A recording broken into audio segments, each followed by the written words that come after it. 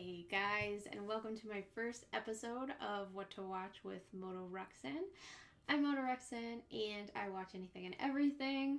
And with a Regal Unlimited subscription, I see at least a movie a week, plus, whatever I'm binge watching at home while I'm crafting, which is pretty much all the time that I'm not working my day job.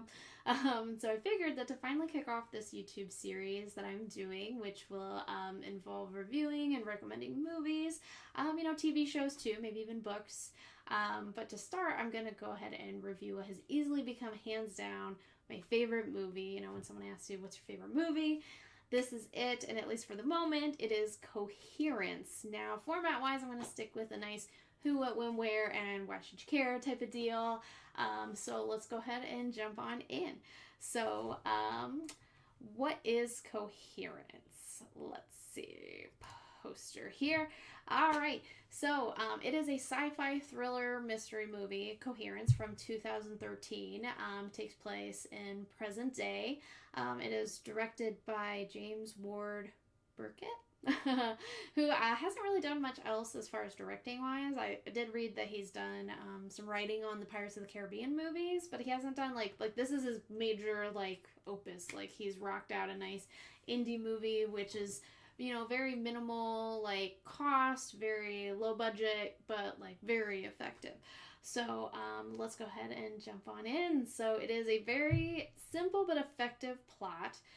You get a group of 4 couples who have gotten together for a dinner party at one of their houses, which so happens to be the very same night a comet is passing overhead, pictured here, over there. And it's called, specifically it's called Miller's Comet is passing overhead.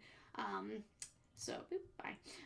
From the span of arriving at the dinner party and then them actually attending, weird things start happening.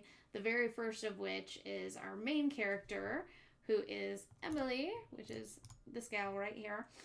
She's on her way to the dinner party, and while she's talking on her phone with her boyfriend, her phone cracks literally in her hand. She didn't drop it, nothing crazy happens. So that's what starts us off. Something weird is going on, and the phone cracking is just the start.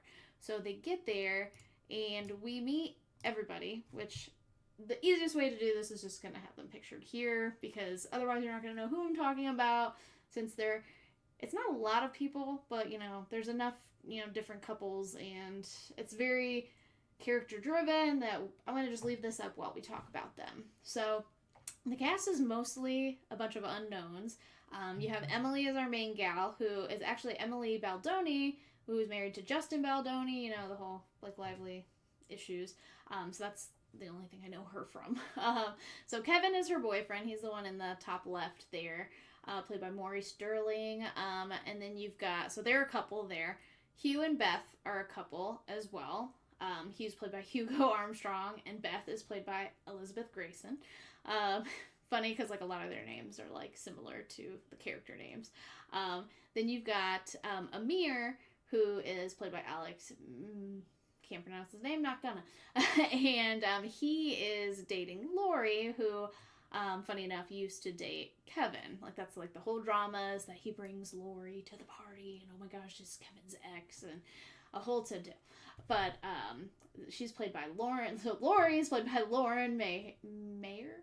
So she's been in some of the Pirates of the Caribbean movies, which I'm assuming that's, the director met her through that because he was a writer for it. And then you've got Lee and Mike down the bottom left there. Lee, played by Laureen Scafaria. She's mostly a writer, so it's kind of funny. This is her only acting role that I could see. And so she is, and Mike are hosting the party. Mike is actually played by Nicholas Brendan, who you may recognize from Xander in the Buffy series, and really he's the only one that's really well known out of the whole cast and crew, which is kind of cool. I love, kind of indie, low-budget films where you don't know a lot of the people, but they're all kind of great. So, again, it's largely character-driven. The focus is, them being kind of stuck in place, which Emily, that's the main character that we kind of follow through the whole movie. So she was originally a dancer, but she was replaced and never got to dance in her own show. She designed the show, they picked somebody else, they offered her to understudy for it, but she was like, nah, I'm not going to do that. Then somebody else became the understudy and ended up being able to be in the show. So she became like this big dancer. So Emily basically missed her shot at like becoming something big, and so she's kind of stuck in place. She has domestic issues with her boyfriend Kevin there in the top left. So she's very indecisive, not able to decide if she wants to come along with him. He's going to be working for 4 months in Vietnam. Very cool opportunity for her to go with him and just kind of do whatever. But he's like, I need a decision. Like, they're making, reservations. Like, they're buying flights. Like, you need to let me know if you're going to go. And it's become a whole, like, strain on their relationship.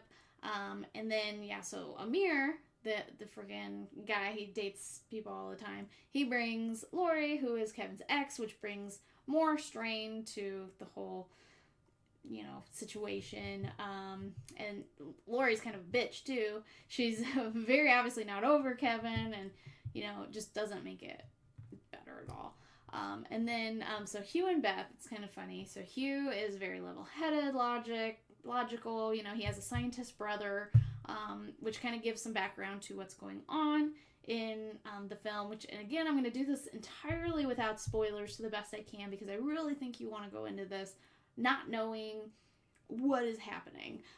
And then you've got Beth, his wife, who's very hippy-dippy. She is into very, natural stuff, like the feng shui, and she actually offers Emily some natural medicine, which basically she says has ketamine in it.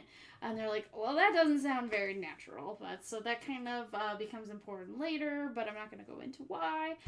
So again, Lee is hosting the dinner party, and Mike is introduced as a retired actor, funny enough, from a show called Roswell, which was a sci-fi show in 1999. And he was actually, in Buffy in 1997 for 7 seasons.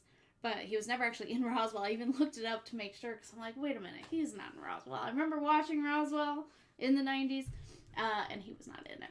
But that will become important later when you're watching the movie, because it's just, everything comes together so well in this movie. As the night goes on, it entirely takes place within the house and, like, the immediate area surrounding the house, the neighborhood. It's so well written, and each time you watch it, like, just to kind of keep track of what's going on, there's, like, little subtle clues that they drop along the way that you have to kind of keep track of, things that just aren't quite right. My husband's very good at that, like the whole continuity thing and seeing things out of place. And this is definitely one you want to watch, 100% paying attention. Like, don't have it on in the background, because you're going to be watching and go, wait, what the heck is even happening? So the set props are just as important as the characters themselves. Visuals really help understand what's going on. They have a lot of props and stuff. Definitely thumbs up. You're going to want to watch it. Favorite movie of all time. It's so effective. It's one of those slow burns, so, like, it's not action out of the get-go. Like, you really have to pay attention.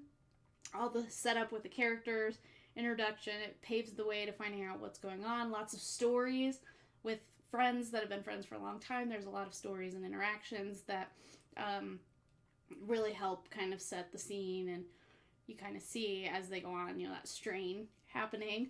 But yeah, easily, it's one of my all-time favorites, and I really think you should watch it, which it is currently on Amazon Prime, and I absolutely, like I said, recommend the watch. Again, it's Coherence.